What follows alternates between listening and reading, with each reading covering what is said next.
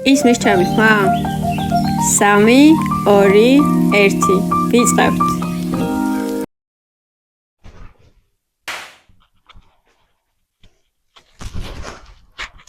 გამარჯობა, მე ლიზა ვარ და ეს არის ლიზას Adventure-ის პირველი ეპიზოდი. დღეს აქ ვართ იმისთვის, რომ ერთად ვისწავლოთ, გავიზარდოთ და შევცვალოთ ის, რაც გონია, რომ შესაძლებელია. ხო, ინტერნეტში ყველაფერი ძალიან შელამაზებული არის ხოლმე. მაგრამ მე ვეცდები, რომ აქ ამ სივრცეში ყველაფერი გულწრფელად გითხრათ და ყველაფერი ისე მოგაწოდოთ, როგორც არის. ეს პოდკასტი არ არის იმისთვის, რომ ვინმესთვის თავის მოწონება მინდა. არც სოციალური ვალიდაციისთვის ვაკეთებ ამას. უბრალოდ მინდა რომ ცხადო და რაღაცა შევცვალო. რაღაცა შევცვალო განათლების სფეროში. ხო, რა ამბიციური ვარ არა? სულ მაშინ ხოლმე ხმამაღლა ლაპარაკი. მაგრამ დღეს თქვენ წინაშე მინდა რომ ხმამაღლა ვთქვა, რომ განათლება არის ის სფერო, რომელიც მაინტერესებს, მაწუხებს და მტკივა და მინდა რომ ამაზე ხმამაღლა ამოვიღო ხმა და თქვენც ჩაგრთოთ ამ საუბრებში. ხო, განათლებაზე ვისაუბრებ რეალურად, ადამიანურად, ისე როგორც არის. და ხო, იმედია რომ რაღაცა შევცვლით უკეთესობისკენ, პატარ-პატარა ნაბიჯებით, მაგრამ ერთად. ხო, ჩემთვის განათლების სივრცე ის სფეროა, სადაც აზრი აქვს რისკს. სადაც არ გაქვს გარანტია, რომ რაღაცის შეცვლა შეგიძლია, მაგრამ როდესაც გრძნობ, რომ ეს შინაარსი სადღაც შიგნიდან მოდის, აზრი აქვს დაწყებასაც. ხო და ასე 2 თვის წინ გადავწყვიტე ამ რისკით მეცხოვრა და დღეს სწორედ ამაზე გესაუბრებით, რა მინდა საერთოდ, რატომ მინდა, რა გამოვიდა და რა გამოვა. ხო, მოდით თავიდან დავიწყოთ.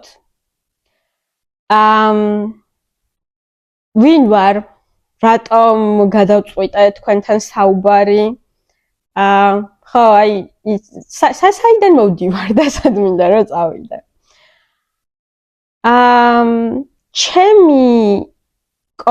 ჩემი ურთიერთობა განათლებასთან, ხო, ისევე როგორც ყველასთვის, ბაღში არ მივლია და სკოლიდან დაიწყო.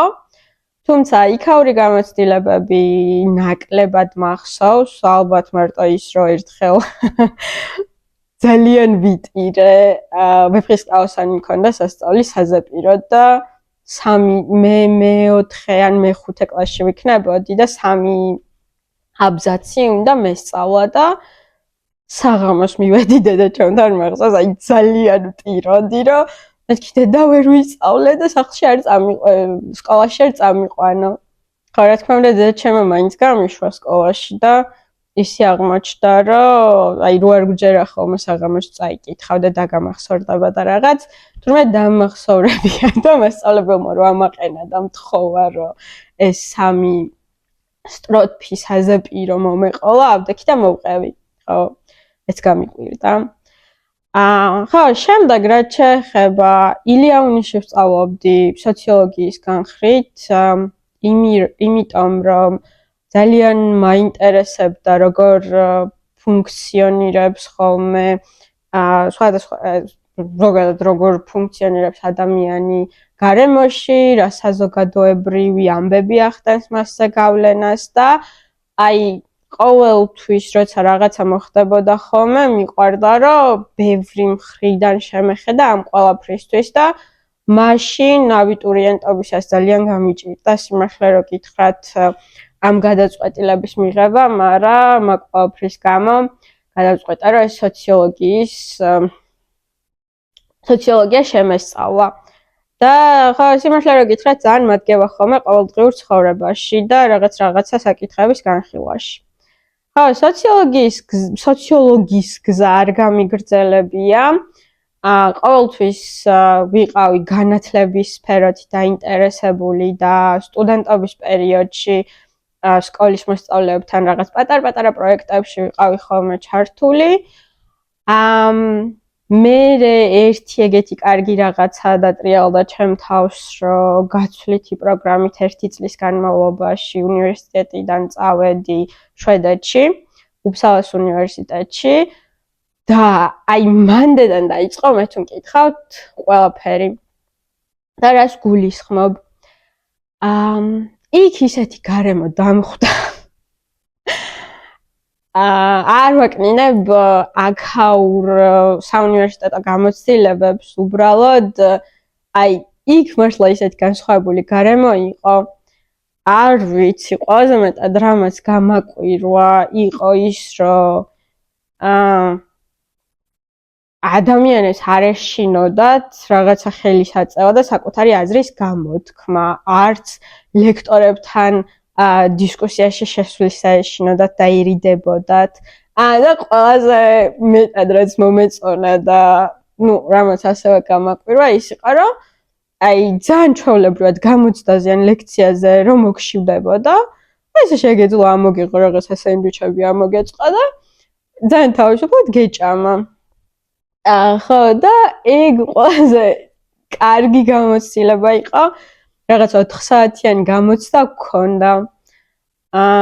წყალი შეგვატანინეს, საჭმელი შეგვატანინეს, რაღაც აი რაც კომფორტულად გვაგრძნობინებდა ხოლმე თავს რა.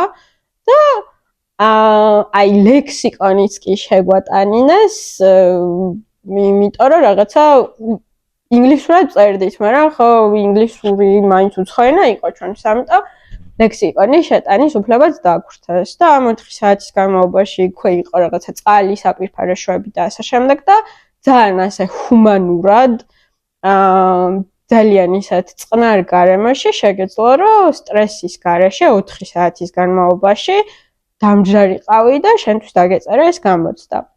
ხო და აი ზუსტად მაგ რაღაცა გამოცდილებებმა მაჩვენა რომ ჩვენ სისტემაში რაღაცა ისე ვერ იყო რა და მაშინ პირველად მომინდა რომ რაღაცები შემეცვალა.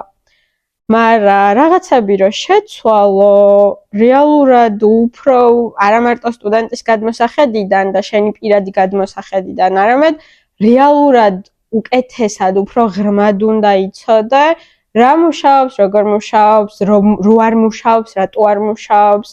და ამიტომაც გადავწყვიტე, რომ მეტი გამოცდილების დასაგროვებლად ჯერ წავედი და დანიაში სკოლაში ვიყავი მასწავლებლის ასისტენტი, სადაც შესაძლებლობა მქონდა, რომ გავცნობოდი ისეთ აქტივობებში მიმეღო მონაწილეობა, როგორიც არის სხვადასხვა კურიკულუმის შედგენა, სხვადასხვა სასწავლო პროცესში ჩართულობა და ასე შემდეგ და ხო, ამ ყველაფერმა ამ გამოცდილებამ კიდევ ერთხელ დამანახა, რომ რამდენი სხვანაირი რაღაც არსებობს იმასთან შედარებით, რაც რეალურად მე გამომივლია რა და როგორ შეიძლებოდა, რომ უფრო უკეთესი გამოცდილება ყოფილიყო ეს ყველაფერი ჩემთვის, არა მარტო ჩემთვის, არამედ ძალიან ბევრი ადამიანისთვის, ძალიან ბევრი ბავშვისთვის, რომლებიც არ აქვს მნიშვნელობა ეს ფრისკული იქნება, სკოლა იქნება, უნივერსიტეტი იქნება,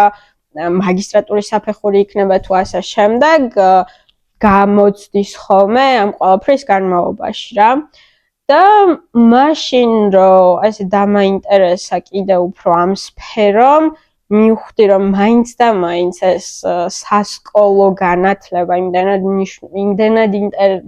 იმდენად დაინტერესებული არ ვიყავი ამ ყველაფრით, რამდენადაც უმაღლესი განათლებით და მაშინ ძალიან კარგი შესაძლებლობა მომეცა, რომ ესეთი Erasmus Mundus-ის პროგრამა არის, რომლის და ძალიან fancy სახელი აქვს ამ პროგრამას.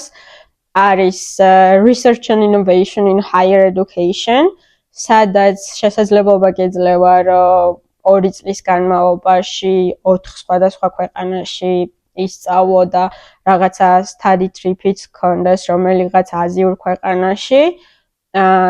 და ყველაზე მეტად ამ გამოცდილებაში ფასეული ის იყო, რომ სულ 22 შერჩეული მონაწილე ვიყავით ამ პროგრამისთვის 19 სხვადასხვა ქვეყნიდან. ხო და რომ ვისმენდი გამოცდილებებს, ისეთი მრავალფეროვანი, ისეთი და ამ მრავალფეროვნებას 19 სხვადასხვა ადამიანთან რო ისმენ და კიდე რაღაცებს განიხილავ, ისეთი საინტერესო იყო და იმდენი რამე კიდევ რაღაც ახლებურად დამანახა, რომ არ ვიცი, აი მიუხედავად იმისა, რომ ეს გადმობარგება, იქ residence permit-ი, იქ ბილეთების აყიდელი, იქ სახლის აპონენტი და ასე შემდეგ ძალიან დამღლელი იყო. ნამდვილად ღირდა რა, იმიტომ რომ ძალიან ბევრი ვისწავლე, ძალიან ბევრი ექსპერტი, მეგობარი შევიძინე და მოკლედ ამ გამოცდილებამ მიმიყვანა იქამდე, რომ დამედგინა, რომ საბოლოოდ ამ საუნივერსიტეტო განათლებაშიც უფრო შედარებით მაინტერესებს სწავლებისა და სწავლის მიმართულება. ხო და ეს ყველაფერი რომ დავასრულე სწავლა განათლება, ჯერ არ დამისრულებია, იმიტომ რომ ყველაფერს ესე ნელ-ნელა ვსწავლობ ხოლმე კიდე ყოველდღე რაღაცა ახალს და მგონია რომ ეგ პროცესი არც არასდროს არ უნდა დასრულდეს. ხო, ავდექი და ჩამოვედი საქართველოში, იმიტომ რომ ქონდა ეგ ამბიცია ალბათ ბავშვობიდან მოყოლებული, რომ საკუთარ ქვეყანას გამოვდგომოდი რაღაცაში და რეალურად აქ შემეცვალა რაღაცები. და ჩამოვედი, სიმართლე რომ გითხრათ, ძალიან გამიჭირდა სამსახურის პოვნა. იქიდან გამომდინარე, რომ ხო, ყველა რომ ისმენდა ხოლმე, ძალიან მოსწონდათ ეს ჩემი გამოცდილებები და ეს ის რაღაცა. ხო, იცით როგორი დამოკიდებულება აქვთ ხოლმე მაგასთან დაკავშირებით რა. მაგრამ მე კონკრეტულ რაღაცებზე ვერ თანხმდებოდით ხოლმე და მოკლედ ბოლოს ვიპოვე ისეთი ადგილი, რომლის გარემოც და ის რაც უნდა მეკეთებინა, ხო, საინტერესო იყო ჩემთვის. და დავიწყე მუშაობა როგორც საგანმანათლებლო პროგრამების ლიდმა, სადაც ჩემი თავარი და ხო ყველაზე საყვარელი გამოცდილება იყო ის, რომ უნდა შემექმნა ისეთი პროგრამები, რომლებიც დაეხმარებოდა სხვადასხვა ასაკის ადამიანს თუნდაც ახალი რაღაცის შესწავლაში, ან უკვე არსებული სკილების გაუმჯობესებაში, ან continuous professional development განგრძობითი პროფესიული განათლება. აი, წეღარო ვთქვი, რომ უნდა ისწავლო მეთქი, ეგ ამბავი არის. ხო და ძალიან საინტერესო იყო ეგეთი პროგრამების შექმნა, რომ სხვადასხვა ტიპის ადამიანისთვის შემექმნა ისეთი სასწავლო გამოცდილება, რაც რეალურად მათ შესაძლებლობას მისცემდა, რომ საკუთარი მიზნებისთვის მიაღწიათ ცხოვრებაში, ამ შემთხვევაში პროფესიულ გარემოში. ხო და აი ეგ შესაძლებლობა რომ მქონდა, მაშინ დავინახე, რომ მართლა ძალიან დიდი გავლენა აქვს ხარისხიან საგანმანათლებლო პროგრამებს ადამიანების ცხოვრებაზე. ხო და იმასაც ვფიქრობ, რომ სწორედ ასეთი გამოცდილებები ასაზრდოებს ხოლმე ჩემს იმ რწმენას და იმ აზრს, რომ განათლება ყველასთვის და ყველგან ხელმისაწვდომი უნდა იყოს და ამ პოდკასტის ერთ-ერთი მთავარი იდეაც არის ის, რომ მეტი ვილაპარაკოთ განათლებაზე, მეტ ადამიანს ქონდეს განათლების სფეროს შესახებ ინფორმაცია იმ მოტივით, რომ უკეთესად იცოდნენ რა არის შესაძლებელი, როგორ შეიძლება შეიცვალოს და მერე რეალურად დავიწყოთ რაღაცების კეთება ამისთვის. ხო, ცოტა ბევრი ვილაპარაკე, მაგრამ მგონია, რომ პირველი ეპიზოდი რახან არის ჩემი მსმენელისთვის აშკარა და გასაგები უნდა იყოს, რა მინდა, როგორ მინდა, რის გაზიარებას ვაპირებ, ხო, ვინა ვარ, იმიტომ რომ ხო, პირველივე პოდკასტში გადაწყვიტავს უნდა თუ არა საერთოდ ჩემი მოსმენა, ხო? ან იმ თემების მოსმენა, რასაც განვიხილავ. ამიტომ მოდით ახლა მოვყვები იმაზე, თუ რა მიზნით შეიქმნა ეს პოდკასტი. ხო. ასე ხო, თამამად ხო, ახლა შემიძლია ვთქვა, რომ აქამდე საქართველოში არ არსებობდა ისეთი სივრცე, ისეთი ხელმისაწვდომი სივრცე, სადაც ყველას შესაძლებლობა ექნებოდა, რომ თავისუფლად ესაუბრა ამ თემაზე, საკუთარი გამოცდილებები გაეზიარებინა და ხო, თანამოაზრეები შემოეკრიბა, ალბათ ყველაზე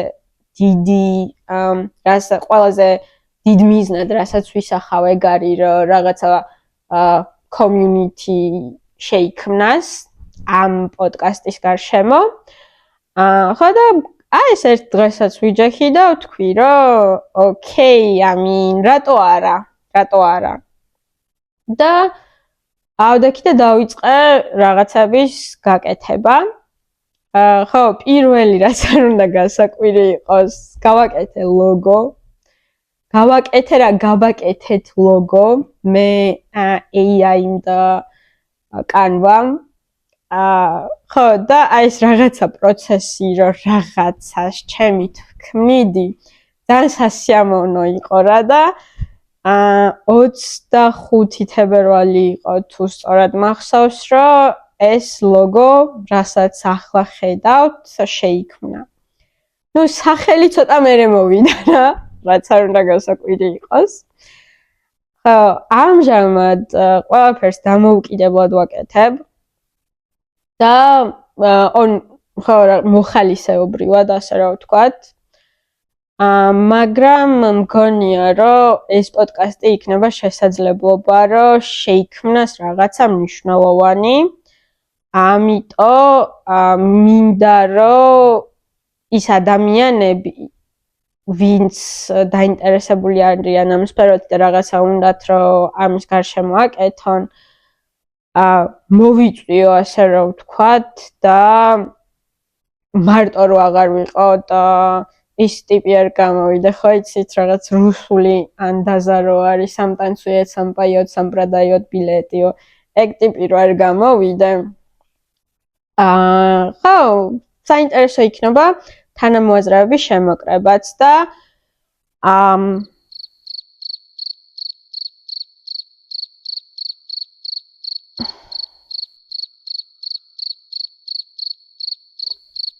ხო, იმას ვამბობდი, რომ თუ შენ რაღაცის გაკეთება გინდა Liza's Adventure-თან ერთად, შეგიძლია რომ შემეხმიანო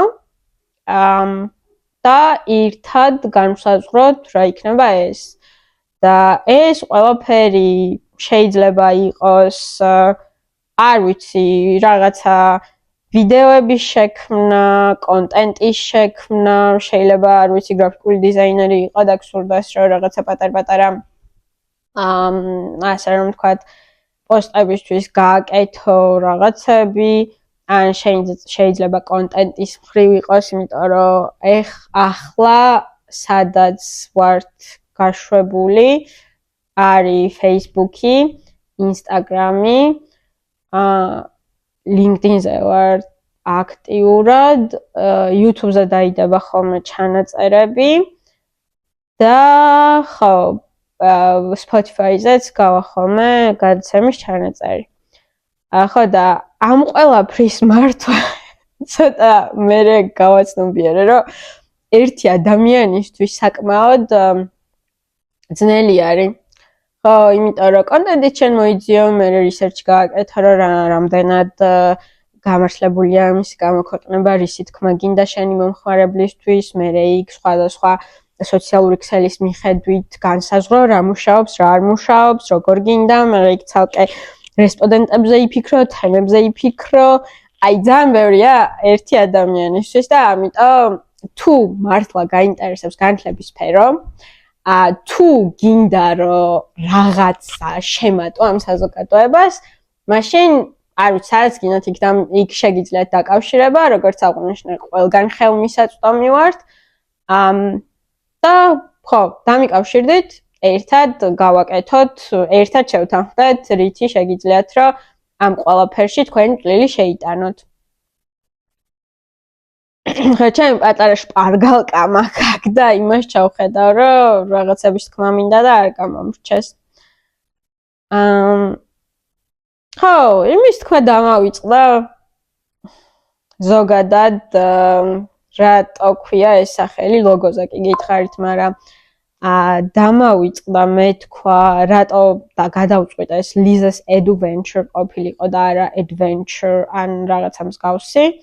არ ვიცი, სახელი მგონი თვითონ ამბობს, რაც უნდა რა.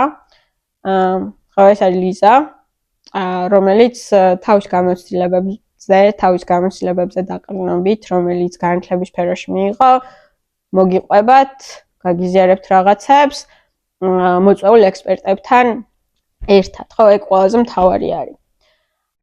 ძირითადი თემები, რაც იქნება, არის ზოგადად რა ხდება საქართველოში განათლების სფეროში, განათლების პოლიტიკაზე ვისაუბრებთ ძალიან აქტიურად, ინოვაციებზე ვისაუბრებთ, მიდგომებზე ვისაუბრებთ ძალიან ბევრს და ყველაზე მნიშვნელოვანი ჩემთვის ის არის, რომ ეს თემები არ იქნება შეზღუდული მის მხრივ სწავლების დონის მხრივ რა. ამაში უგულისხმობ იმას, რომ აი რაღაც მარტო უმაღლეს განათლებაზე არ ვისაუბრებთ preschool-ზე, ვისაუბრებთ სკოლაზე, ვისაუბრებთ საუნივერსიტეტო განათლებაზე და იქ შესულ სხვადასხვა დონეებზე. ხო.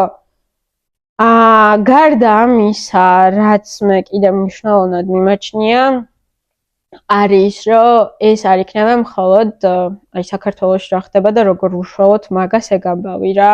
მგონია, რომ აქ ყველაზე დიდ როლს შეასრულებს და რაც შეიძლება, რომ უკეთესი სურათის დანახვაში დაგვეხმაროს და მე სხვადასხვა გადაწყვეტილებები მიგვაღებინოს, არის საერთაშორისო გამოცდილებების გაზიარება. ხო, და მაგაზე ძალიან აქტიურად ვისაუბრებთ. რაც შეეხება ვინ იქნებიან, ეს პირველი ეპიზოდი მარტო ჩემი ხო, მარტო მე ვარ, იმიტომ რომ მინდოდა უბრალოდ ამ ყველაფერზე ყურადღება გამიმახვილებინა. და მომავალ ეპიზოდებში იქნებიან ჩემი სტუმრები, რომელთან ერთადაც დიალოგი მექნება, იმიტომ რომ ხო დიალოგები ძალიან მნიშვნელოვანია. მგონია, რომ სწორედ მან წარმოიშობა ხოლმე საღიაზრი, ამიტომ ინტერვიუ არა, დიალოგი მექნება ხოლმე პედაგოგებთან, მათთან, ვინც განათლების პოლიტიკას ქმნიან, სტუდენტებთან, კვლევრებთან და მოკლედ ყველასთან, ვინც ამ სფეროში მუშაობს, დაინტერესებულია ამ სფეროთი და ასე შემდეგ. ხო, და როგორც უკვე აღვნიშნე, ეს ერთი ეპიზოდი იქნება რაღაცა სოლო და დანარჩენი იქნება ხოლმე ეს განხილვების სტუმრებთან ერთად, ან შეიძლება რაღაცა ეპიზოდები შერეულიც იყოს. ხო. რაც შეეხება როდის ვიქნებით ხოლმე ეთერში. როდის ვიქნებით ხოლმე ეთერში, ყოველ ორ შაბათს 8 საათზე გამოქვეყნდება ეპიზოდი YouTube-ზე, YouTube არხზე. ხო, და იქ შეგიძლიათ რა უყუროთ ხოლმე. ხო, როგორც უკვე აღვნიშნე, ეს ყველაფერი მოხდება Spotify-ზეც, Instagram-ზეც, Facebook-ზეც, LinkedIn-ზეც. ხო და, after all, ყველაფერი ეს იმიტომ გავაკეთე ამდენი სოციალური ქსელი, რომ როგორც ვახსენე, ჩემთვის ხელმისაწვდომობა არის ყველაზე მნიშვნელოვანი. მინდა რომ ხო ყველგან გვიპოვან, ყველგან ხელი მიუწვდებოდეთ ამ ინფორმაციაზე. ხო, კიდე ერთი რამე, რისთვისაც პატარა ბოდიში მინდა რომ მოვიხადო არის ის, რომ ხანდახან გაუცნობიერებლად თუ გაცნობიერებულად შეიძლება რომ ეს ინგლისური სიტყვები გამოვიყენო ხოლმე. ან რაღაცა ჟარგონზე ვისაუბრო ქართულად და ხო ბევრისთვის შეიძლება შემაწუხებელი იყოს, მაგრამ ფიცვდებ რომ ნელ-ნელა გამოვასწორებ ამ ყველაფერს. ასევე რის გაუმჯობესებასაც გპირდებით არის აუდიო და ვიდეო ხარისხი. ხო და ცოტა მოითმინეთ, იმიტომ რომ ახლა ჩემ iPhone-ით ვიწერ რაღაცა ესეც კი მაქვს, რა ქვია, მიკროფონი და იმედი არის, რომ ეს პირველი ეპიზოდი გამართული იქნება. იმისიც მეშინია, რომ ეხა რომ მოვრჩები ამ ეპიზოდის ჩაწერას, მივიდე მობილურ ტელეფონთან და გამართული დამხვდეს, ან რაღაცა ხმას არ იწერდეს. ყველაზე მაგარი იქნება slow motion-ში რომ იწერდეს ამ ყველაფერს. მოკლედ. ხო, და პირდაპირ რომ მაგასაც გავაუმჯობესებ. ხო. კიდევ რაზეც მინდოდა რომ რატომ მოვიხადე ამდენი ბოდიში?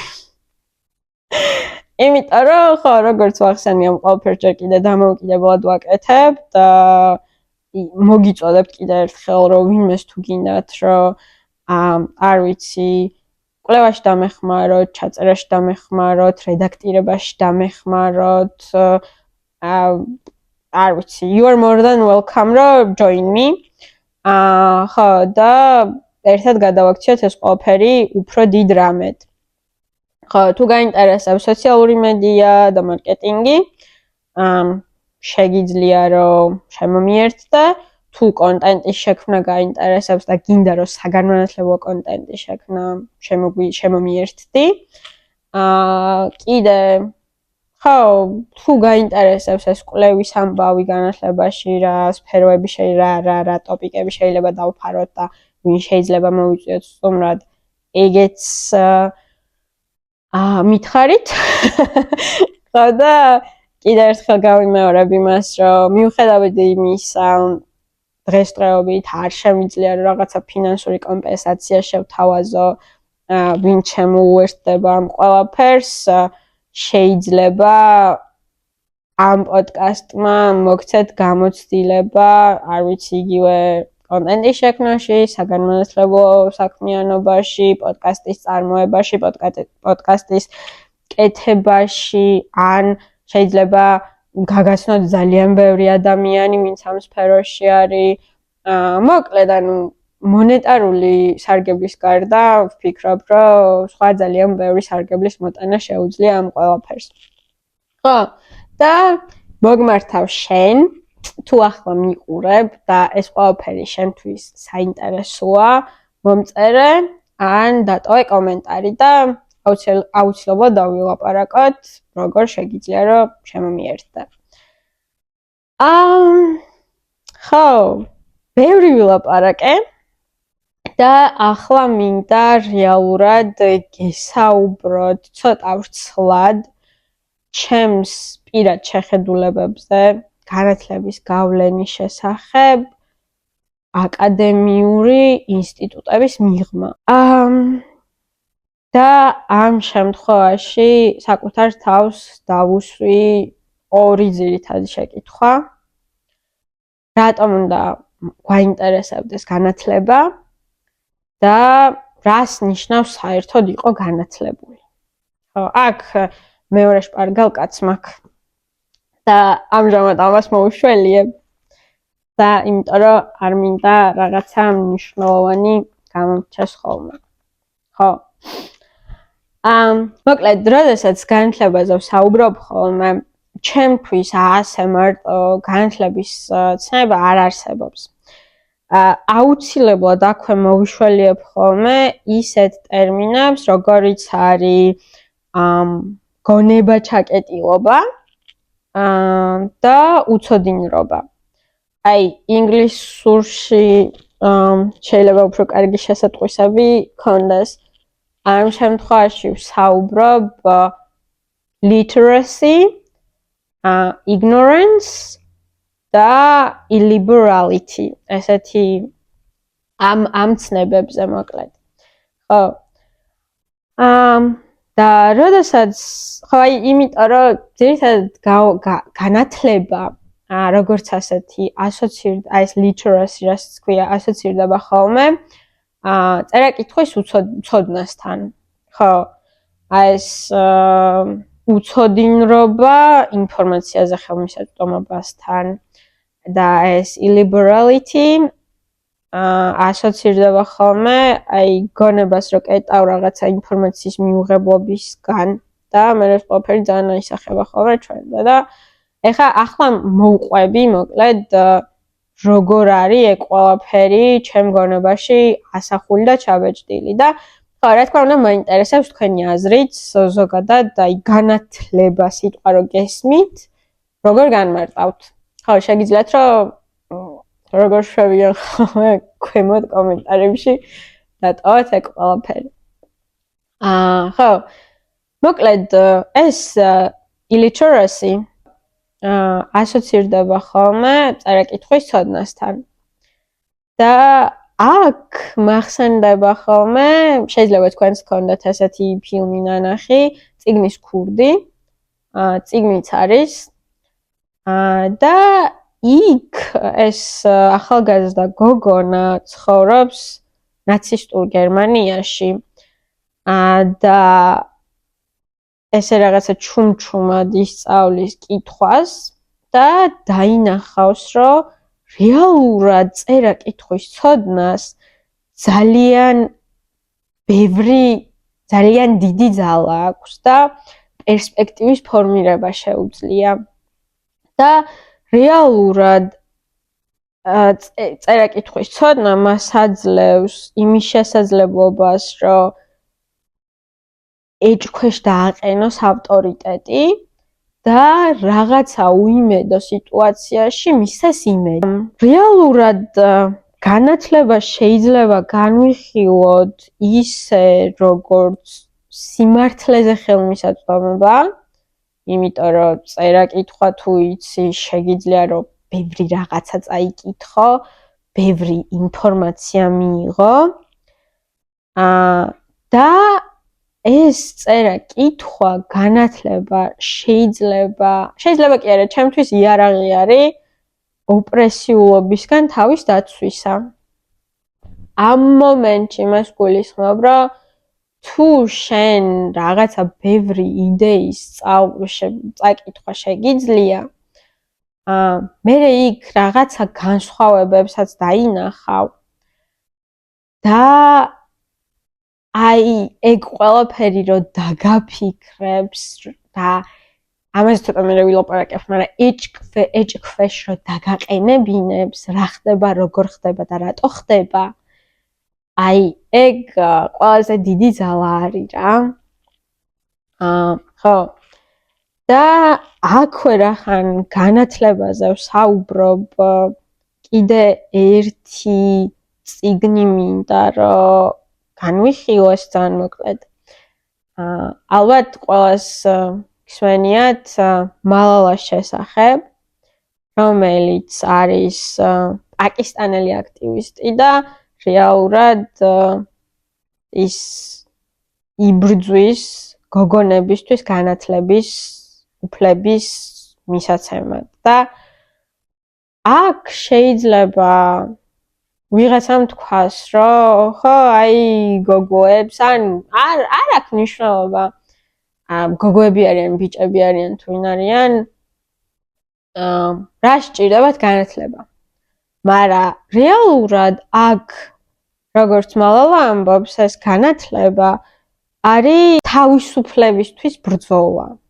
ხო, რეალურად ის ვიღაცისთვის წერა-კითხვის ცოდნის გასაზიარებლად კი არ იბრძვის, ან მაგ შესაძლებლობისთვის კი არ იბრძვის, არამედ თავისუფლებისთვის იბრძვის. იმიტომ რომ თუ არა გაქვს განათლება, უძლური ხარ, და განათლება თუ გაქვს უსამართლობისა და უცოდინრობის წინააღმდეგ, ძალიან ძლიერად შეგიძლია ბრძოლა. ხო, და ისიც უნდა აღინიშნოს, რომ ეს განათლება სოციალური, პოლიტიკური და სულიერი ჩაგვრისაგან გათავისუფლებისთვის ძალიან დიდი იარაღია. და ეს ყველაფერი ხო ვის უმალ პატარა ნოუთები მაქვს. ხო და აი მინდოდა ეს ყველაფერი განათლება და განათლების ძალა და რატო უნდა იყოს ყველასთვის გამოსაწვდომი დამეკავშირებინა დღევანდელობაში რაცა ხდება და რაც ყველას რეალურად გვაწუხებს. ნუ ალბათ ყველას არ გვაწუხებს, მაგრამ მაინც მოკლედ დღევანდელობაში რა ხდება რა? ხალხი აპროტესტებს რაღაცას და ხალხს უნდა რომ იყოს გამჭვირვალობა, სამართლიანობა, რათა მიიღონ ინფორმირებული გადაწყვეტილებები. მაგრამ რა ხდება? რა შუაში არის ეს ყველაფერი განათლებასთან, ხო? აი აქ ის რომ კანონებს ვერ ხვდებით, არალეგიტიმური მთავრობის მიერ გადადგმულ ნაბიჯებს, მოდი თვებით არ ვისაუბრებ, იმიტომ რომ ხო, მოდი, ეს ასე ვიტყვი, რომ არიან ისეთი ადამიანები, ვინც ვერ იგებს ამ კანონებს, არალეგიტიმური მთავრობის მიერ გადადგმულ ნაბიჯებს და სხვადასხვა პოლიტიკურ აქტივობას. და რატო? იმიტომ რომ მათ პირველ წყაროზე, პირველად ინფორმაციაზე არ მიუწვდებათ ხელი, ან იმიტომ რომ ეზარებათ კითხვა, ან იმიტომ რომ ხო, ეგ სხვა მეორე მიზეზი შეიძლება იყოს, მაგრამ მოდი ამაზე კონცენტრირდეთ ჯერ, რომ რაღაცების მოძიება და კითხვა ეზარებათ, ამიტომ ვიღაცამ რომ რაღაცა უთხრა და რაღაცისკენ მოუწოდა, იმაზეც ძალიან ჩვეულებრივად შეუძლიათ რომ იმ ყველაფერს ენნონ რა. ხო, და რეალურად ჩვენი არალეგიტიმური მთავრობაც იღწვის მგონი არ ეკადრებს.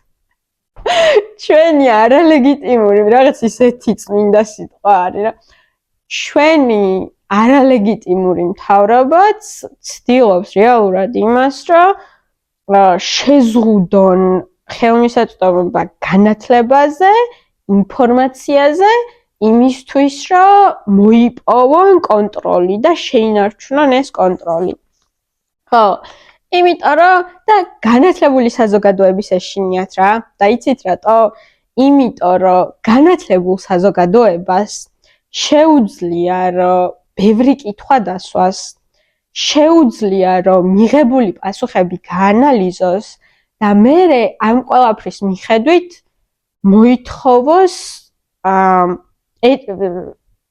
მოთხოვოს ვიღაცებს რაღაცების გაკეთება რა. ხო და მე მგონია რომ დღესდღეობით ეგა ყველაზე დიდი ძალა არის. ხო, ეს განათლებას რაც შეეხებოდა. ეხლა როცა საუბრობ უცოდინრობაზე, იგივე ignorance, ინგლისურად შეგვიძლია რომ ეგრე ვუწოდოთ და ქართულად და ეს უცოდინრობა ან ინფორმაციაზე ხელმიუწვდომლობა, ესე მესმის მეგა. ამაზე რომ ვფიქრობდი, გამახსენდა ესე ფილმი გექნებათ ნანახი ტრუმენის შოუ. ხო და ვისაც არ გაქვთ ნანახი, მოკლედ ეს ტრუმენი ცხოვრობს რაღაცა ხელოვნურ სამყაროში რა და არ აქვს ინფორმაცია იმის შესახებ, რომ ეს მისი მთელი ცხოვრება გამოგონილია რა.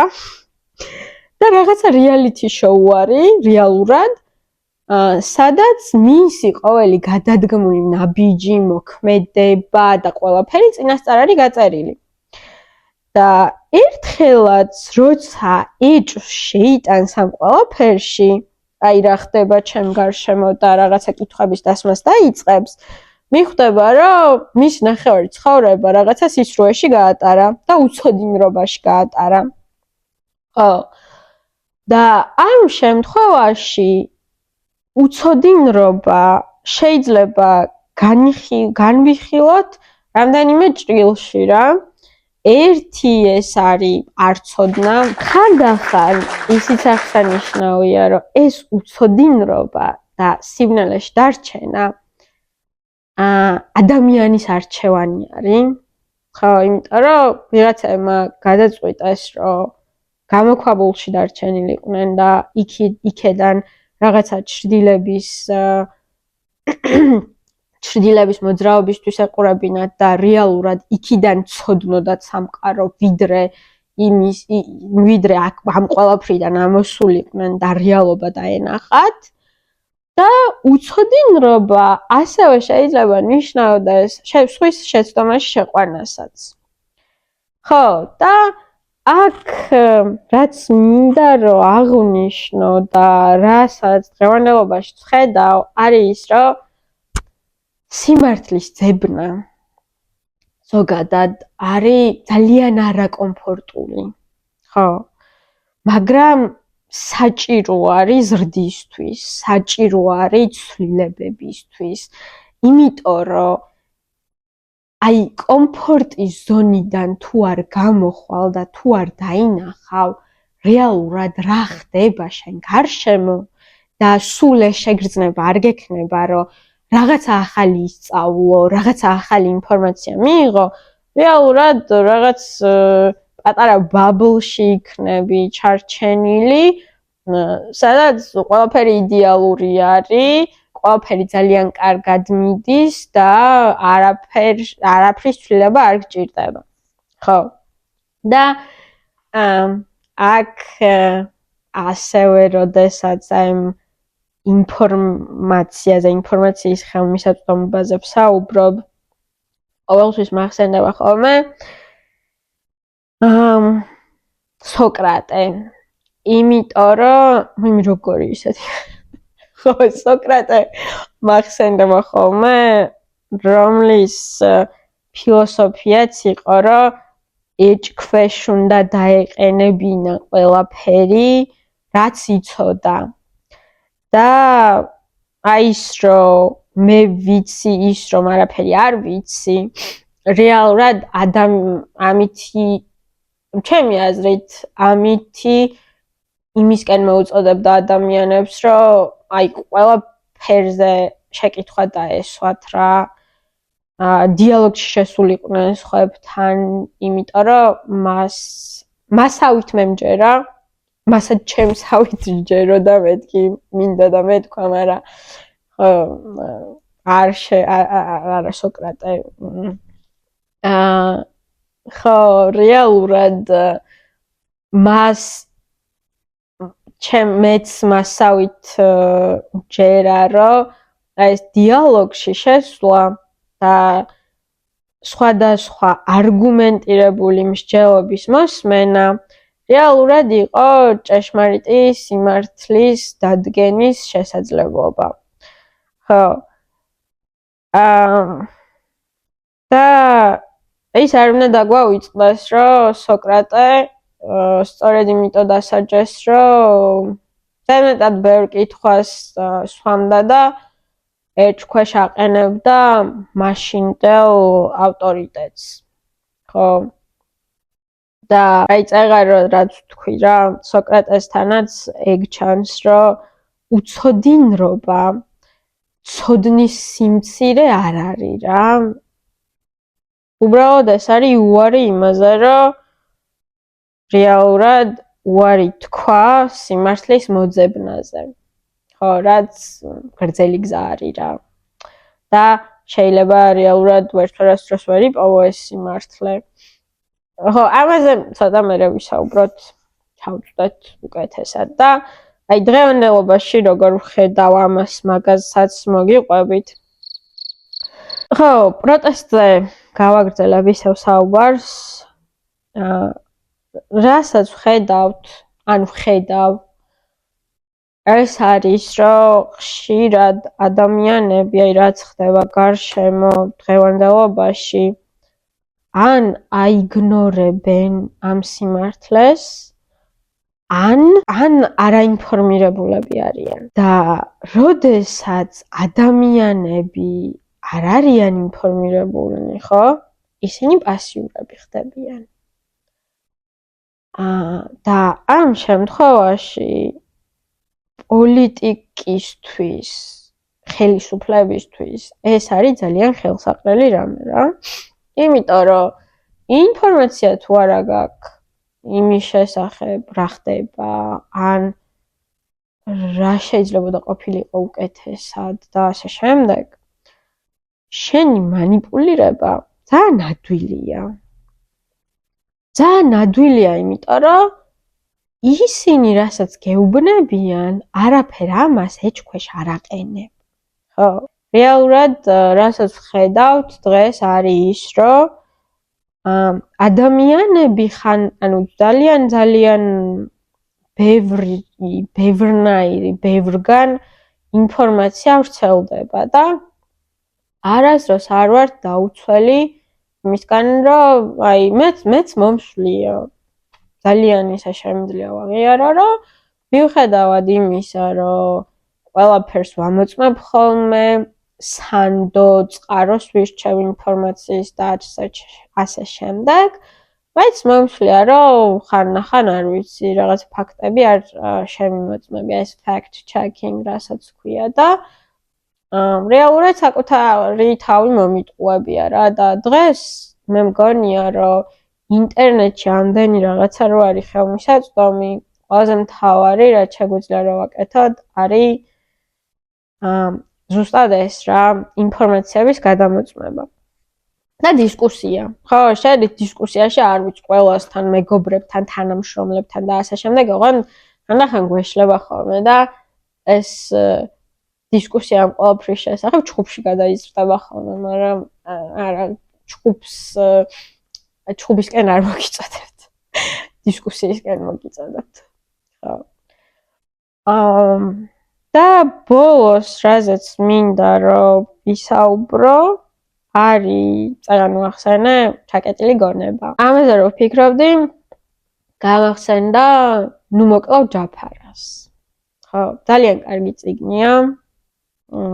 და ეს არის იმაზე, რომ ატიკუსი იცავს შავკანიან მამაკაცს, რომელსაც შეცდომით ადანაშაულებენ იმაში, რომ რაღაცა ჩაიდინა.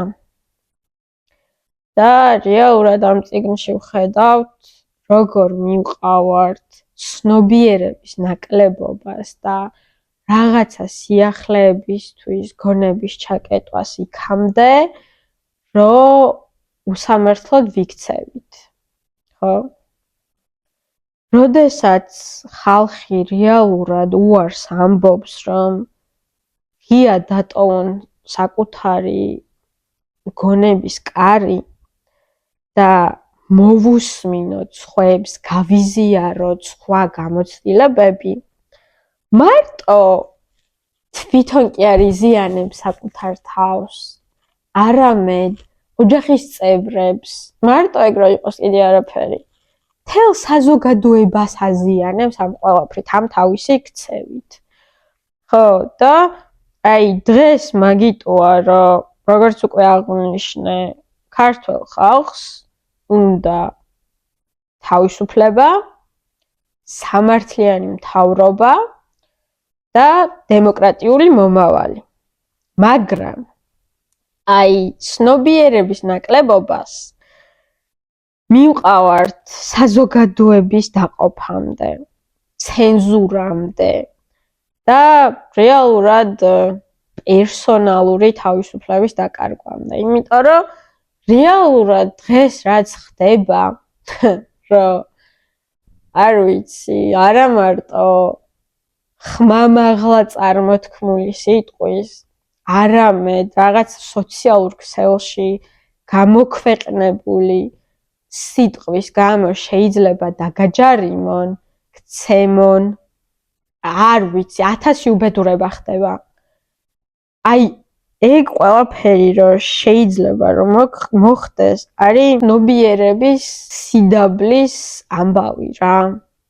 ხო და აი ეს დემოკრატია რომ ამბობთ ხოლმე და ზოგს სასაცილოდ რო აქ ეგ სიტყვა აგდებული. ზუსტად ეგ არის რომ ღია უნდა ვიყოთ განსხვავებული აზრის მიმართ და უნდა გქონდეს რაც შეიძლება ბევრი დისკუსია და დიალოგი. იმიტომ რომ დღეს რასაც ვაკეთებთ რეალურად არის რომ ვიღაცა რაღაცა სიტყვის და ეგრევე ხაზს გადავუსვამთ ხოლმე და ეს დისკუსიები და ლაპარაკი რაღაცებზე არ გვიყვარს რა. რა ვქნათ? ეგეთი ხალხი ვართ, ვიღაცები ამბობენ, მაგრამ ოდესმე ხო უნდა დავიწყოთ. ბოლოს ის მინდა ვთქვა, რომ რეალურად განათლება არის ის, რასაც მივყავართ ღია საზოგადოებამდე. ხო, და ღია საზოგადოებას შეუძლია, რომ არსებული მთავრობა გამოიწვიოს, დააჩელენჯოს. იმიტომ რომ რეალურად და ხო რა, ამ ყველაფრის ეშინიათ ძალიან ღია საზოგადოების შიში აქვს ძალიან, იმიტომ რომ აი ესე რომ აჩელენჯებენ ამ შემთხვევებში დახურული სისტემები ძალიან მალე ჩამოიშლებიან. და ღია სისტემა კიდე რო იწყებს აყვავებას, მე აღარ ჩერდება ხოლმე. ხო. და ბოლოს იდეაში ამ ყველაფრით იმისი თქვა მინდოდა, რომ განათლების ძალას ძალიან დიდი როლი აქვს დემოკრატიული ქვეყნის შენებაში. ხო, არაინფორმირებულობა როგორმე უნდა აღმოვხვრათ და ხელი შევუწყოთ ცნობიერების ამაღლებას, იმიტომ რომ მე მჯერა ეგ რეალურად მიგვიყვანს იმ ღია საზოგადოებამდე, რომელსაც მე დემოკრატიული ქვეყნის მშენებლობა შეუძლია. ამ ყველაფრით იმისი თქმა მინდოდა, რომ წაიკითხეთ, ასწავლეთ სხვებს, მარტო თქვენთვის არ შეინახოთ ეს ცოდნა და ეს განათლება. იყავით ცნობის მოყვარე და დასვით ბევრი შეკითხვა. მით უმეტეს ისეთ სისტემებში და ისეთ საზოგადოებებში, სადაც კითხვების დასმა არ უყვართ. ხო, ბევრ კითხვაზე პასუხს ვერ მიიღებთ, შეიძლება ვერ მიიღოთ, მაგრამ კითხვაზე პასუხის არარსებობაც იდეაში პასუხია. კიდე ერთი რამე რისკენაც მინდა რომ ჩვენი საზოგადოება მიისწრაფოდეს, ეს არის მოსმენა, დისკუსიაში ჩართვა და მრავალფეროვანი აზრების მიღება და გაზიარება. ხო, და მე მჯერა რომ ცოტა ხატოვნად რო ვთქვათ, ასე შევძლებთ იმ სიბნელიდან გამოსვლას, რაშიც დღეს ჩვენა ვართ. ხო, ყოველ შემთხვევაში მე ეგრე მჯერა. და ვიმედოვნებ, რომ ეს საუბარი ვიღაცებისთვის საინტერესო იქნებოდა და ხო, თავისუფლად შეგიძლიათ რომ დისკუსიაში შემოხვიდეთ და იქნება მართლა, ხო, არა, მე ვიცი ის რომ არაფერი არ ვიცი. ხო, და რეალურად შეიძლება რომ ამ დისკუსიაში უფრო მეტ სიმართლემდე და ჭეშმარიტებამდე მივიდეთ, ხო. კი ბატონო, ბევრს აღარ გავაგრძელებ. იმიტომ რომ პირველი ეპიზოდი მაინც ესე ძალიან გრძელი არ მინდა რომ გამომივიდეს. ხო, ამ შავი ყუთის სტუდიაში არ ვიცი თუ ხედავდით აქამდე, მაგრამ ამ პოდკასტში მინდა რომ გქონდეს ერთი ესეთი პატარა ტრადიცია, ვინც მიცნობს მათ ძალიან კარგად იციან, რომ ლეგოები მიყვარს ძალიან. ხო. და მინდა რაღაცა პატარა ტრადიცია დამემკვიდრებინა. ამიტომ ესეთი რაღაცა მოვიფიქრე, რომ რახან ვიწყებთ განათლებაზე საუბარს და რახან ჩვენ ცოდნებს, გამოცდილებებს და აზრებს დავაშენებთ ერთმანეთზე. ესეთი რაღაც მინდა რომ გავაკეთოთ, რომ ყოველ გადაცემაში ყველა სტუმარმა რაღაცა თავისი პატარა წვლილი შეიტანოს ამ ყველაფერში. ხო. და რეალურად რის გაკეთებაც მინდა არის ის, რომ ეხლა მე მაგალითად დღეს, იმიტომ რომ პირველი ეპიზოდი არის, ავიღებ ერთ ესეთ პატარა აგურს და ამ აგურზე მე დავაშენებ, მე ამისგან გავაკეთებ. ესეთ პატარა რაღაცას. ხო. ესე პატარა აგური, თავისი არის თვალები შეიძლება იყოს თუ გულაკებით. და ხო, ყველა შემდეგი სტუმარი ამ ყველაფერზე დააშენებს რაღაცას და ძალიან საინტერესო რაღაცა მგონია რომ გამოვიდეს. და ბოლოს მინდა გითხრათ, რომ როგორც უკვე არაერთხელ აღვნიშნე და ამისი აღნიშვნა არ მომბეზრდება, რეალურად ამ პოდკასტში ვხედავ რაღაც უფრო დიდის, უფრო ფართო მოძრაობის დასაწყის, ისეთი რაღაცის დასაწყის, რომელიც აძლიერებს ადამიანებს, ანგრევს ბარიერებს და ქმნის შესაძლებლობებს ყველასთვის. და მე მგონია, რომ თქვენი მაყურებლების დახმარებით ეს ყველაფერი შესაძლებელი არის და შესაძლებელია, რომ ეს ხედვა რეალობად გადაიქცეს. გამიზიარეთ თქვენი აზრები დღევანდელ თემაზე, რეალურად არ ვიცი პოდკასტზე. შეგიძლიათ აღნიშნული გააზიაროთ, როგორც უკვე აღვნიშნე კომენტარებში, ან შეტყობინებები გამომიგზავნოთ. და ასევე გამიზიაროთ ის ყველაფერი, რა თემების შესახებაც გსურთ, რომ მომავალში ეს ყველაფერი იყოს. ბოლოს კი იმის თქმა მინდოდა, რომ თუ მოგეწონათ ვიდან პოდკასტის იდეა და ის ყველაფერი, ის წესები, ის ამბები, რაზეც დღეს გესაუბრეთ, ვთქვათ, რომ ეს ინფორმაცია პოდკასტის შესახებ სხვებამდეც მივიტანოთ, იმიტომ რომ რეალურად შეიძლება იმაზე მეტი ადამიანი არსებობს გარშემო, ვიდრე მე მივაწვდინე ხმა და რეალურად ამითი დამეხმარებით, რომ რაც მიზნად მაქვს დასახული შევქმნა community, რომელსაც მე რეალურად რაღაცების კეთება შეიძლება, ეს ამ community-ს ჩვენებლობაში შეიტანოთ ძალიან დიდი წვლილი. ხო, ეს მინდოდა რომ მეთქვა. თუ აქამდე მომისმინე, მადლობა. ეს მხოლოდ დასაწყისია. და ბოლოს, განაგრძეთ კითხვების დასმა, სწავლა და ზრდა. ეს იყო ლიზა და შევხვდებით მომავალ ორშაბათს.